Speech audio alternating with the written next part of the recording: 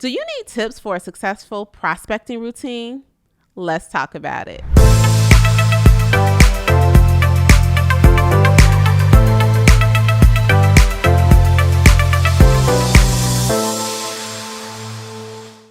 All right, besties, today's question is something that comes in my inbox a lot and definitely something that I have struggled with, and that is how to establish an effective and consistent prospecting routine. So here is the deal. Prospecting is a non-negotiable activity in our real estate business. And unfortunately, it's one of those things that we neglect, right? We get busy with family or going to real estate events or being out and about in our community. And all of that is fine and dandy.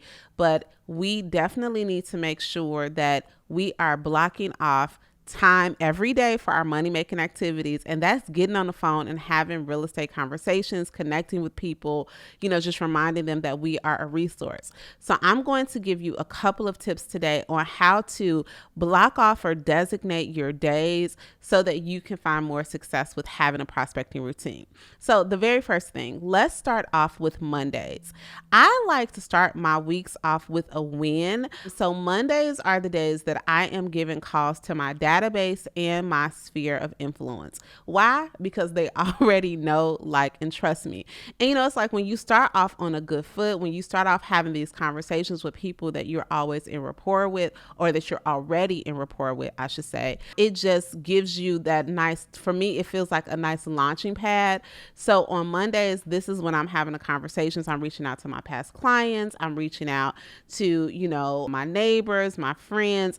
I am just definitely having conversations with those that are in my database. Now, am I talking to every single body every week? No, okay, that is not what I'm doing. When you join different programs that we have, like Real Estate Bestie Academy, we share with you who to call, like how to touch everyone in your database a few times a year. But Mondays are generally when I block that time in order to give those phone calls.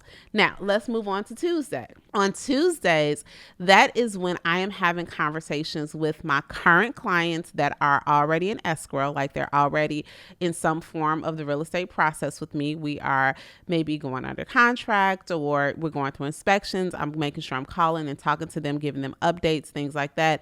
And I'm also calling those hot people, right? Those people who we may be actively looking, the people that we are in the selling process with. I am designating Tuesdays to have those conversations, because here's the thing, 9 times out of 10, some of them I've probably already connected with over the weekend. So I don't have to call them bright and early on Monday morning. Of course, if there's something pressing, I'm not going to wait to Tuesday to have that conversation, but Tuesday is that day once per week where I know, okay, I am touching bases with everybody who's hot. I'm touching bases with everybody who we are already in escrow with. Okay, then here comes Wednesday. This is when we are blocking off time to talk to those nurture people.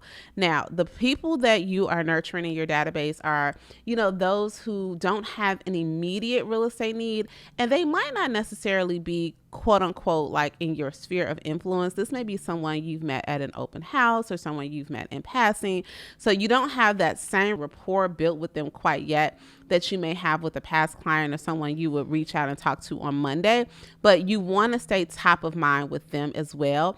And again, am I calling those same people every single week? No. Okay. We have a schedule of who we call and when we call them, but Wednesdays are kind of those days that I designate to have those conversations.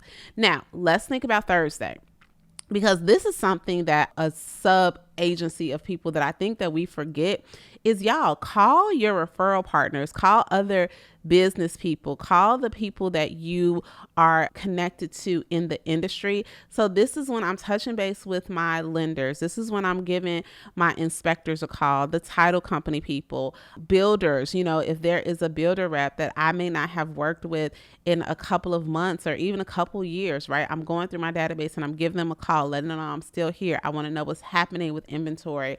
I want to know what they're seeing. Do they have anything falling out of contract? Are there new communities that I need to come and check out? because I'm going to tell you that is going to help you be a market leader.